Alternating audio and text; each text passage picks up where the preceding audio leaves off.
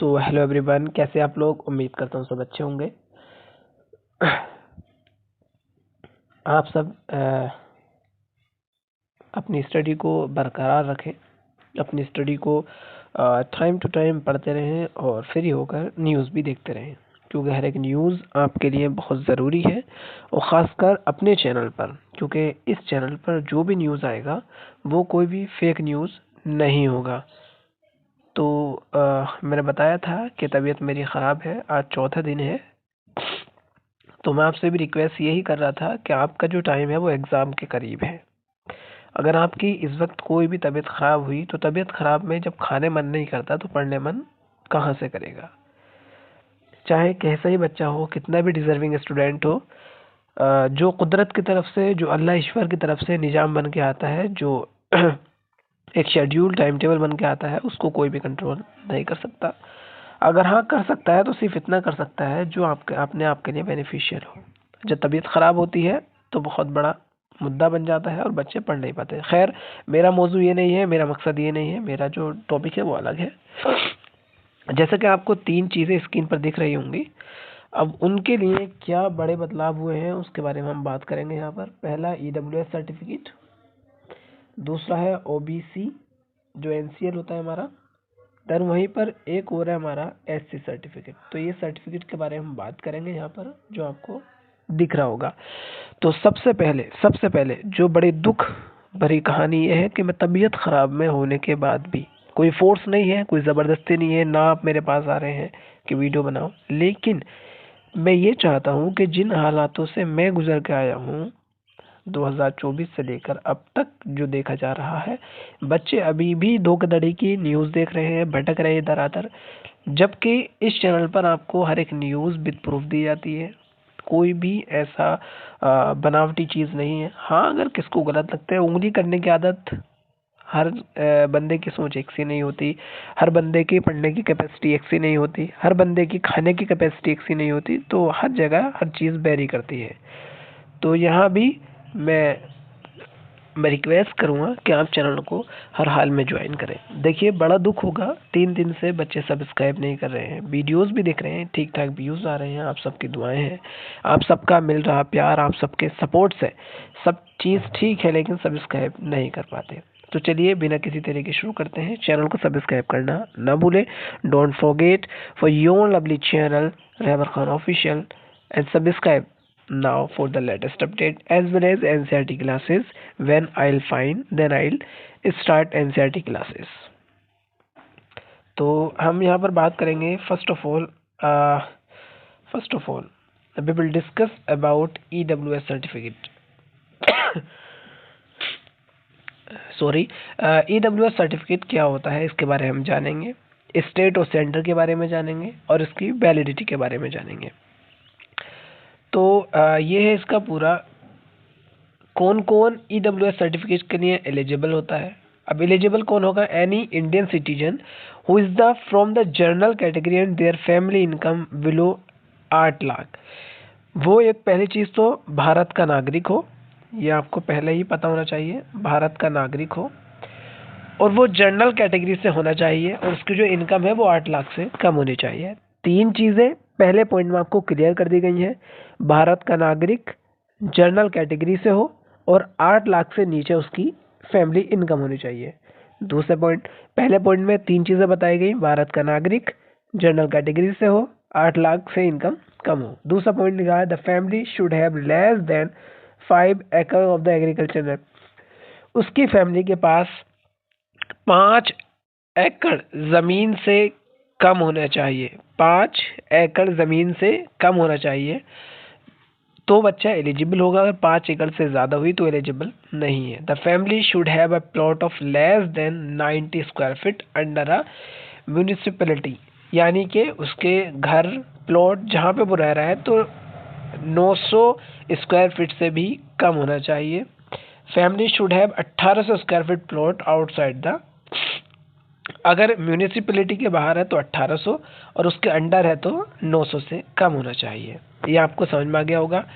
Municipality के अंदर है तो 900 से कम और उसके बाहर है तो 1800 के आसपास चल सकता है। The family should have a plot of less than 1000 square feet area. Then उसके बाद बात करेंगे हम डॉक्यूमेंट की। जो डॉक्यूमेंट हमारे EWS सर्टिफिकेट के लिए रिक्वायर्ड होते हैं, देखो आधार कार्ड सबके लिए रिक्वायर्ड है, आधार कार्ड सब चीज़ के लिए रिक्वायर्ड होता है, पैन कार्ड सब चीज़ के लिए रिक्वायर्ड नहीं होता, आधार कार्ड सबके लिए होता है। इसमें इनकम सर्टिफिकेट भी जाएगा आपका, क्योंकि ये सब चीज़ें जो आपकी इनकम थी वो उसमें दिखाई जाएगी। कुछ बच्चों की 72,000 होती है, कुछ की 54,000 होती है, कुछ की 1 लाख होती है, कुछ की 1,20,000 होती है, तो उसके लिए देखने के लिए सर्टिफिकेट लगता है।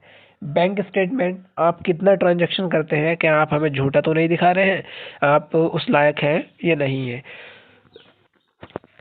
देन उसके बाद आएगा प्रूफ ऑफ द आइडेंटिफिकेशन। अब आइडेंटिफिकेशन में एक तो आधार चला गया, एक आपको होना चाहिए डोमिसाइल सर्टिफिकेट, वो नीचे आ जाएगा इसमें।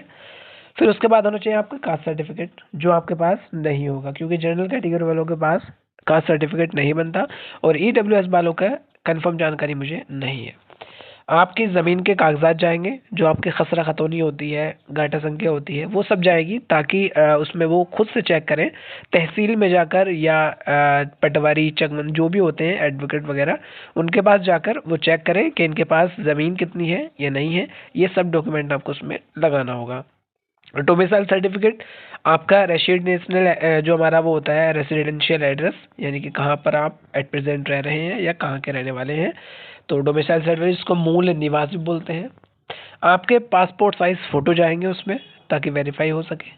सेल्फ डिक्लेरेशन या एफिडेविट, यानी कि सेल्फ डिक्लेरेशन का मतलब ये है कि आप खुद उस पेपर में लिख के ये गवाही देंगे कि हमारे पास इतनी ज़मीन है, हम यहाँ के रहने वाले हैं, हमारी इनकम इतनी है, यानी कि हम जो भी काम करेंगे अपनी जिम्मेदारी पे करेंगे, अगर इनके खिलाफ कोई चीज़ पाई जाती है तो हम उसकी सज़ा के हकदार रहेंगे। इस तरीका को एक आपका सेल्फ डिक्लेरेशन बनेगा। ये हो गया EWS सर्टिफिकेट।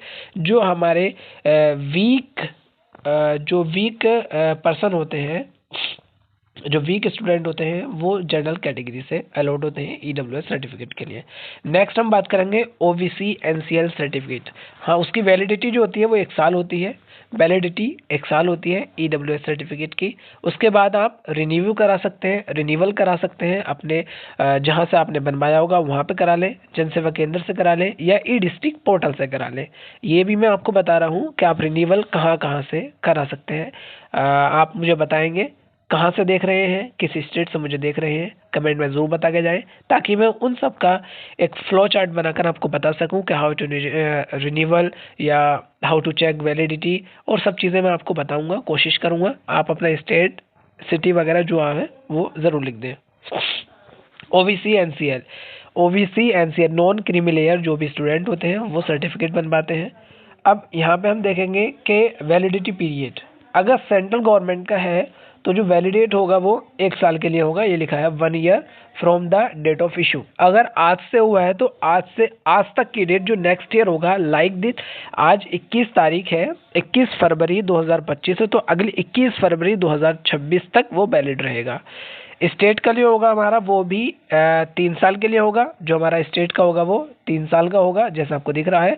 जैसे कि हम 2025 में अगर बनवाते हैं तो 2026 रहेगा, 27 रहेगा, 28 में जाकर बिल्कुल सेम एज इनकम सर्टिफिकेट की तरह वो काम करेगा, क्योंकि इनकम सर्टिफिकेट की वैलिडिटी भी हमारी 3 साल रहती है। रिन्यूअल कैसे कर सकते हैं वो मैं आपको बता चुका हूँ। तहसीलदार के पास जाएं, कोर्ट में जाएं, या E-डिस्ट्रिक्ट पोर्टल से अपने करा सकते हैं, जो भी जनसेवा केंद्र है वहाँ से करा सकते हैं।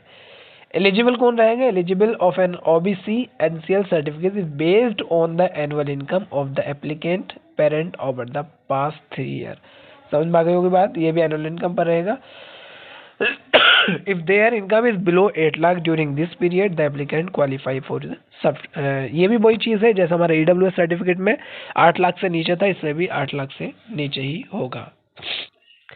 Benefit, if you are under the non creamy layer then you are eligible to avail of the benefit of reservation। आप रिजर्वेशन यानी कि OBC SC ST EWS इन सब जो रिजर्व सीट होती है, जो रिजर्व मार्क्स होते हैं, वो आपको मिलने की संभावना रहती है। देन इसी के साथ साथ हमने यहाँ पर जो निपटा दिया EWS हो गया, यहाँ पर हमारा OBC हो गया, SC सर्टिफिकेट के लिए भी सेम वही एप्लीकेशन है, वरना मैं उसको भी दिखाता पूरा लिखकर, तो उसमें भी यही सब चीज़ अप्लाई होगी। ये भी 1 ईयर का रहेगा, और हाँ सॉरी, ये जो होगा वो लाइफ टाइम के लिए रहता है, लेकिन आपको चेक करना पड़ता है कि ये हमारा कहाँ से बना हुआ है। देन उसके बाद आपको पता है चैनल को सब्सक्राइब करना है। देखो बड़ा दुख होगा, और अगर दिल तोड़ते हैं तो बड़ा गलत बात होती है। चैनल को सब्सक्राइब करना ना भूलें। तबीयत ख़राब है, आप भी अपनी तबीयत के साथ साथ अपनी हेल्थ के साथ साथ अपने स्टडी का खास ख्याल रखें। मिलते हैं नेक्स्ट वीडियो में। Bye bye, take care.